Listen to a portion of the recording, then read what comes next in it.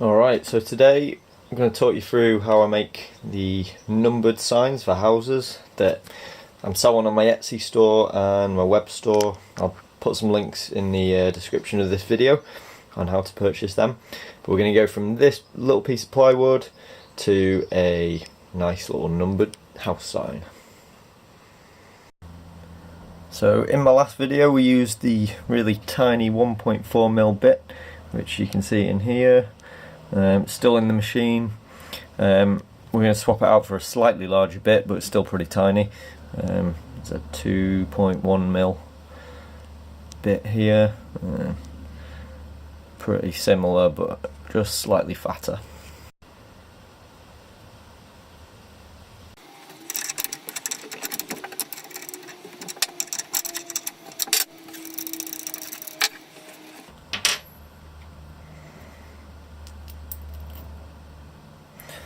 So with these bits, because they're dead tiny, to fit them into the collet for the router, which is this, which comes with the DeWalt router, got a little adapter here. It just changes the sizing from, I think these are 3.1mm wide, these ones, to the 6mm that you need for the DeWalt.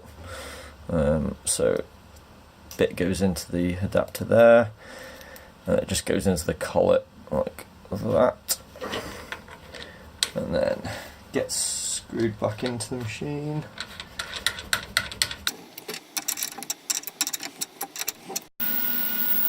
So one thing I tend to do is I'll run like a test cut first. I won't add any wood into there, but it's just to see how the machine's coping with the code, and if there's any faults or anything like that, I can just rectify them before I actually waste some wood.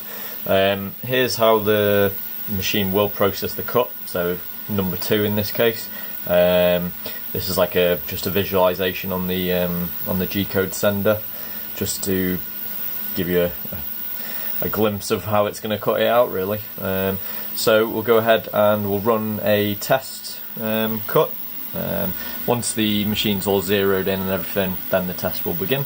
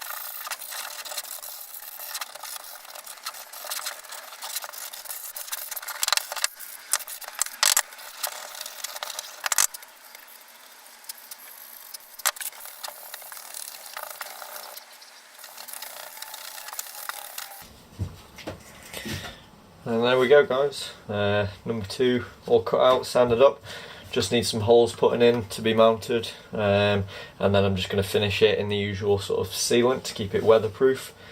You can see the front and the back of it, it's looking pretty neat, pretty happy with that one.